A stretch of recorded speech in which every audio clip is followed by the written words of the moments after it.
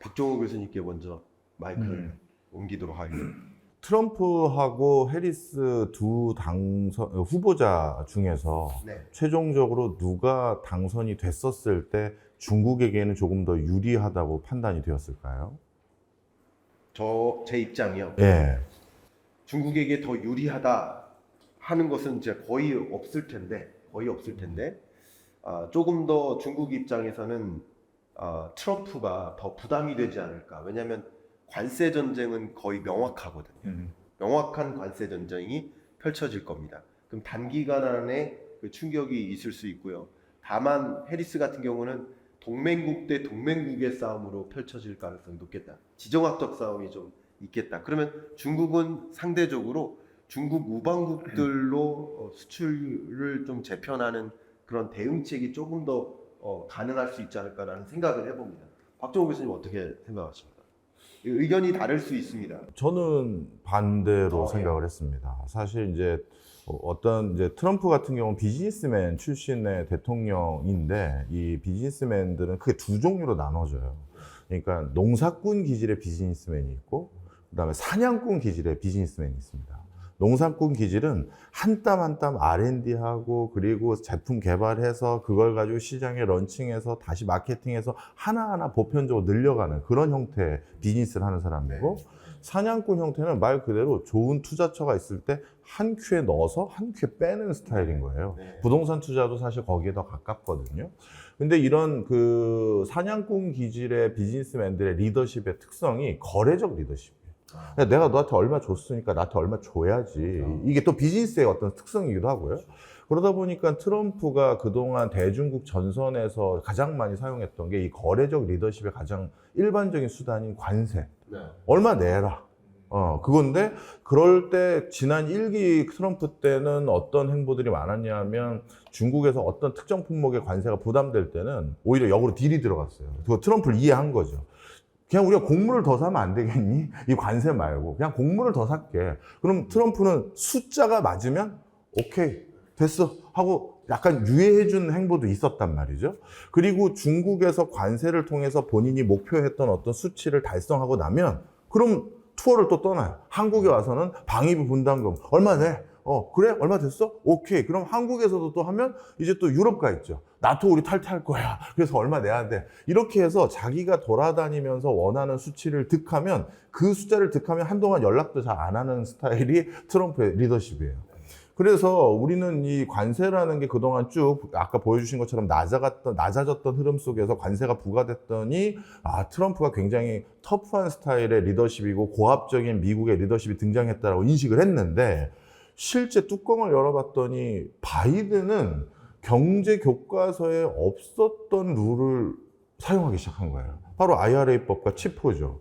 비즈니스 할 때 원자재는 어디 거 쓰면 안 되고요. 중간재 어디 거 쓰면 안 되고요. 공장은 여기다 지어야 되고요. 이렇게 모든 것들을 바인딩하는 거는 어느 트랙에도 있지 않았어요. 관세나 보조금은 늘 있는 딜의 내용이거든요.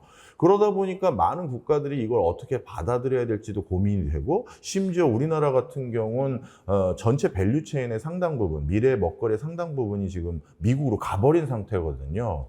2차 전지 관련한 회사는 뭐 LG 엔솔 같은 경우 6개, 그 다음에 SK온 6개, 삼성 SDI 2개, 반도체 공장 2개, 그 다음에 전기차는 현대차는 미국, 기아차는 멕시코. 그래서 어떻게 보면 다음 먹거리의 앵커 기업 들만 해도 20개 공장이 전부 기가급 팩토리로 다 가버린 거예요. 그러다 보니까 1차 벤더사, 2차 벤더사까지 다 가버린 거죠.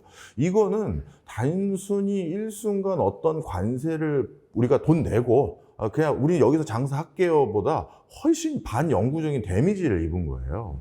만약에 바이든의 치포라든가 IRA법이 없었다면 사실 우리나라의 작년의 경제의 가장 큰 아킬레스건, 올해 경제의 가장 큰 아킬레스건인 지방 부동산 PF 문제라든가 지방 경기 둔화라든가 건설 경기가 내수 경기에서 치명상 입었던 게 절대 일어날 수가 없거든요.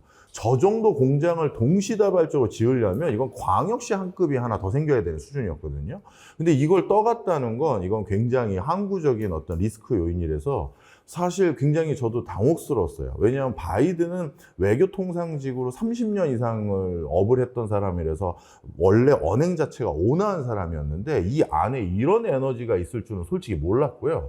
그리고 나서 트럼프도 이러면 엄청난 반발이 있을 줄 알았는데 얘네들이 다 오히려 그 보조금 제가 받겠습니다 하고 미국에 다가오는 걸 보고서 이번에 그 트럼프의 공약 때 뭐가 있냐 하면 IRA법에 대해서 언급 자체가 없어요. 예.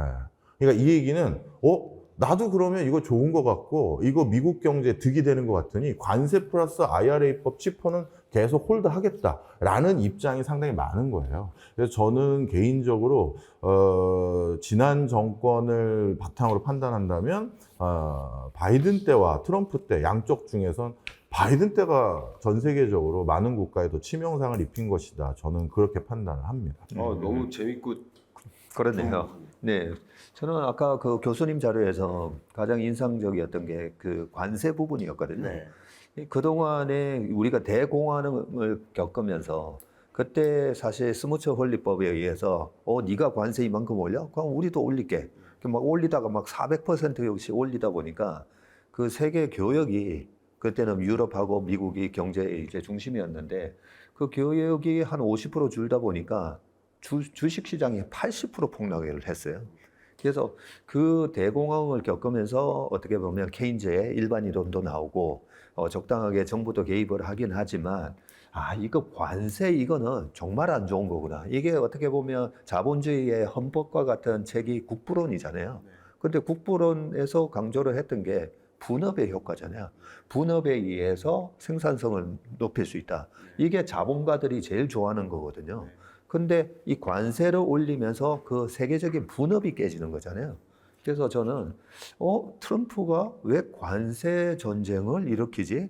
그래서 그때 2018년 한 2월 달부터 트럼프가 이제 무역 전쟁에 대한 얘기를 툭 던졌을 때, 야, 정말 저거는 자본가들이 싫어하는 건데, 근데 공화당의 색깔은 오히려 굉장히 자본주의적이잖아요. 그래서 설마 했는데 관세 폭탄 2018년 7월 달에 한 번 빵. 그 다음에 2019년까지 계속 빵빵 때리면서 그 우리처럼 수출로 먹고 사는 나라의 주가는 박살. 근데 2019년도에 페드가 금리는 인하해주면서 미국 시장은 오르긴 했었지만 이렇게 관세를 올렸을 때는 그게 일시적인 땜빵이지 전체 세계적인 교역, 그 다음에 중국하고의 엄청난 이 거래에 어떻게 보면 분업이 되고 있었잖아요. 미국의 그 물가가 중국이 수출하는 그 저가 공산품에 의해서 물가가 잡히는 그런 효과가 있었는데, 이 구도를 깬다고? 네, 그 부분이 저는 가장 큰 스트레스였어요. 네, 그래서 이 자본가들이 트럼프를 왜 선택했을까? 처음에는 트럼프는 그 법인세에 대해서 35를 15로 낮추겠다 했잖아요. 자본가 입장에서는 너무 좋죠. 그래서 저는 미국 경제와 정치를 움직이는 이 최상대에 있는 자본가들이 그래? 너 정책 괜찮네. 세금 낮춰준다고? 그래, 너를 선택할게. 네, 저는 그랬다고 봐요. 그런데 트럼프가 웬만하면 미국 대통령이 4년 하고 연임을 하잖아요. 그래서 저는 그때도 트럼프가 당선될 거라고 그렇게 얘기를 했었는데 트럼프가 잘렸어요. 저는 미국의 대통령 시스템은 4년 연임을 할 수 있는 시스템이 아니라 8년 단임 시스템인데 4년 만에 손절을 할 수 있는 시스템이라고 봐요.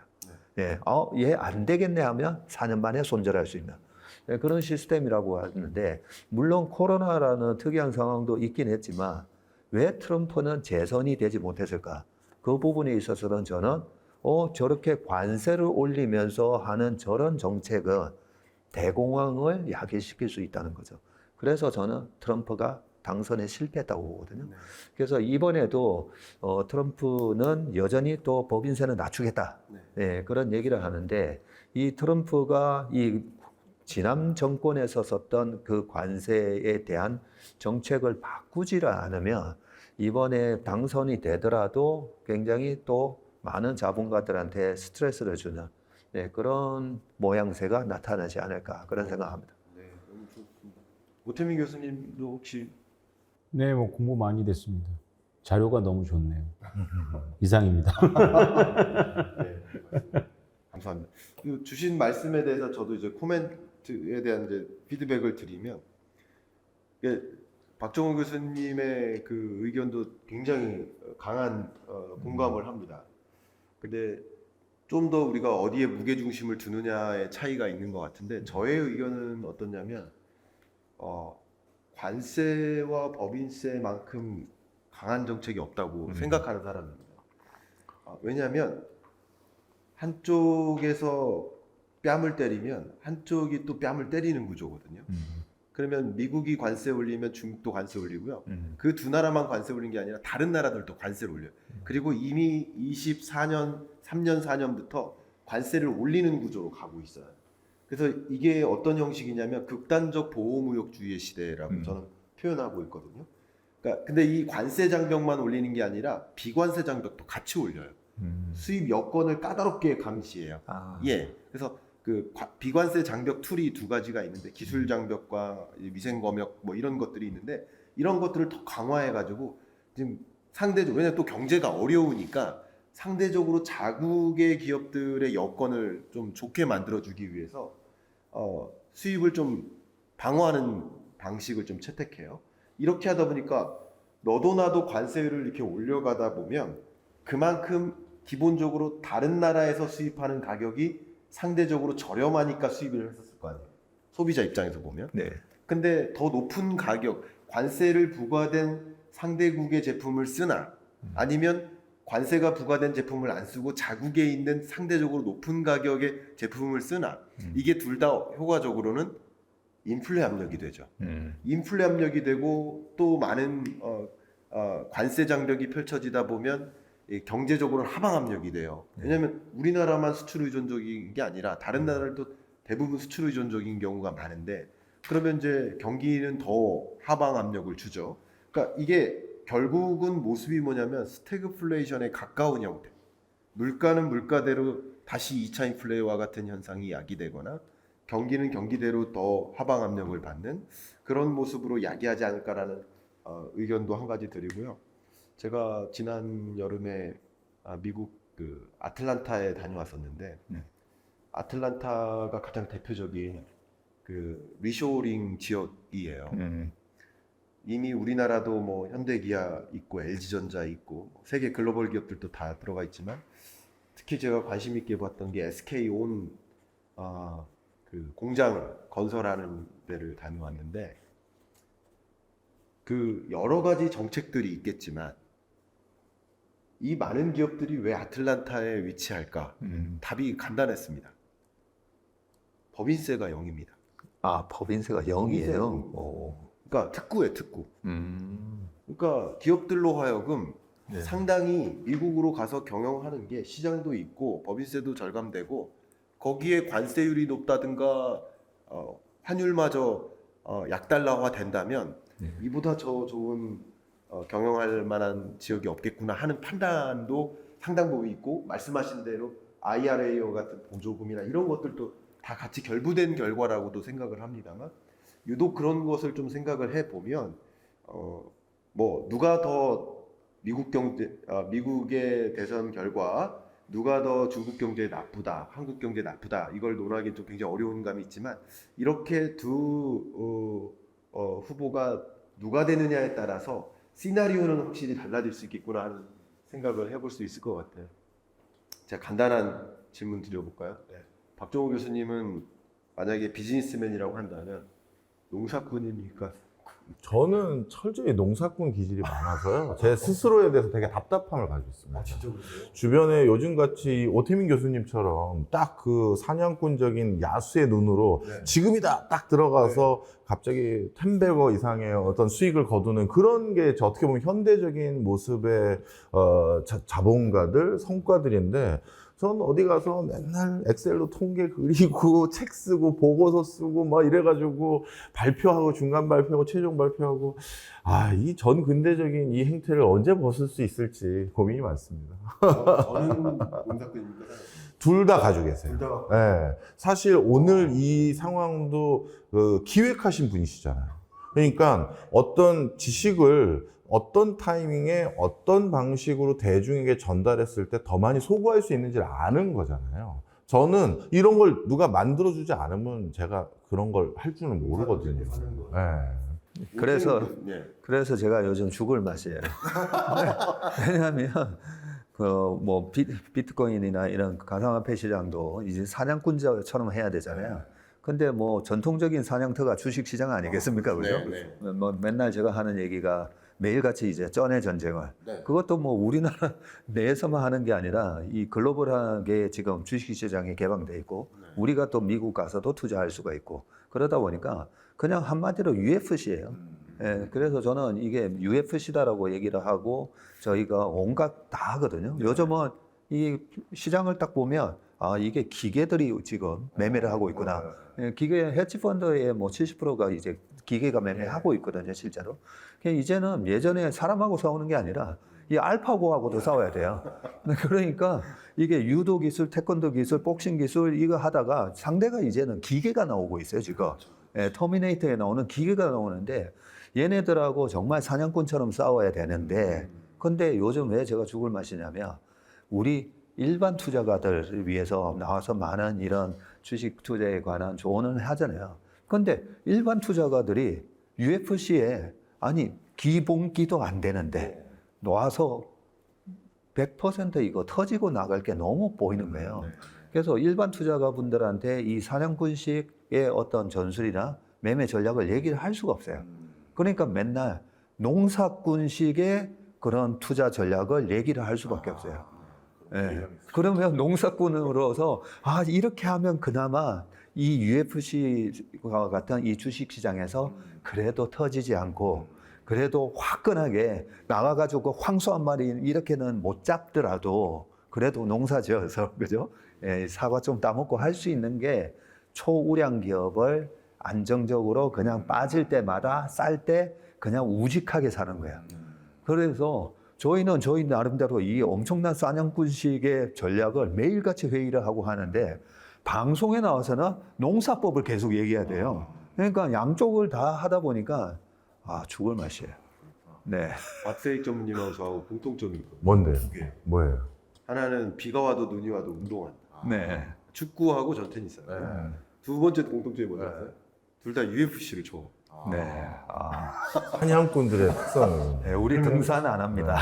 제가 토론의 균형을 좀 맞추기 위해서 제가 오태민 교수님께 질문을 한번 드리겠습니다. 네. 워낙 또 지정학적으로 해안이 많으셔서 트럼프 행정부 때를 한번 돌이켜 보면서 트럼프는 어떤 지정학적 싸움을 했는지 그리고 해리스가 바이든과 유사하다고 가정했을 때 일단 그럼 바이든은 지난 시간들을 돌이켜 봤을 때 어떤 지정학적 싸움을 했는지 둘을 좀 구분해서 의견을 한번 부탁드려도 될까요? 네. 간략하게 결론부터 말씀드리면 트럼프는 미국이 제국으로 가는 거를 브레이크를 건 거고요.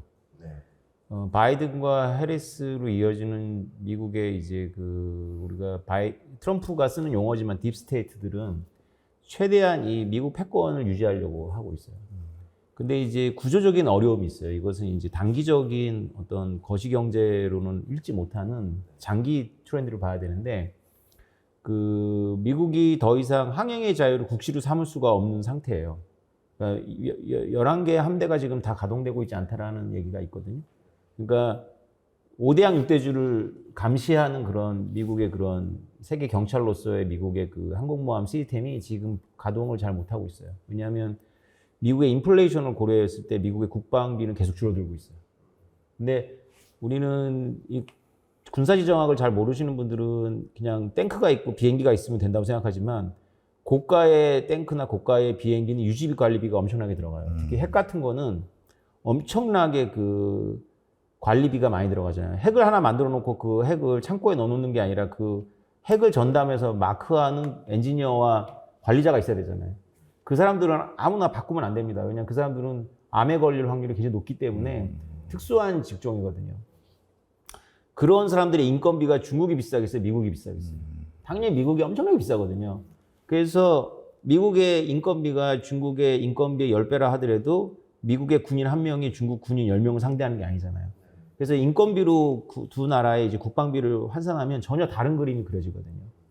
특히 서태평양이나 남중국해에서 미국이 계속 군사력을 투사하려면 굉장히 비용을 많이 들여야 됩니다. 그래서 이것을 유지하려고 하면 이제 미국이 제국으로 본격적으로 가야 돼요. 근데 이제 미국이 관대한 패권을 포기하고 제국으로 갈 것이냐, 아니면 관대한 패권을 포기하고 국가주의로 돌아설 것이냐라는 기로가 이제 10년 전부터 펼쳐졌고요.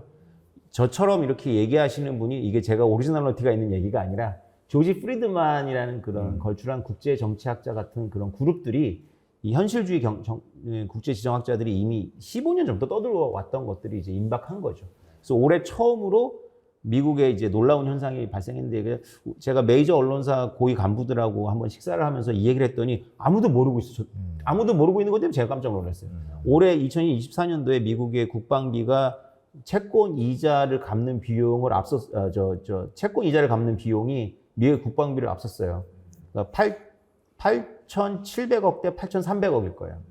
이걸 니얼 퍼거슨이라는 사람은 국제 역사학자는 모든 제국이 제국을 유지하는 국방비보다 채권 이자가 이자 비용 부담이 더 늘어나면서부터 제국 역량을 잃어버린다라고 예견했었거든요. 그래서 후보연구소, 보수적인 띵크탱크 후보연구소는 2035년도에 올 거라고 예상했는데 2035년도가 아니라 지금 왔잖아요. 11년 앞당겼습니다. 물론 이거는 이제 고이자율 때문에 일시적인 현상일 수도 있는데 고착되지 않고 다시 회복될 수도 있는데 정말 중요한 사인을 읽어야 돼요. 미국의 인플레이션을 고려한 미국 국방비가 늘지 않고 있습니다.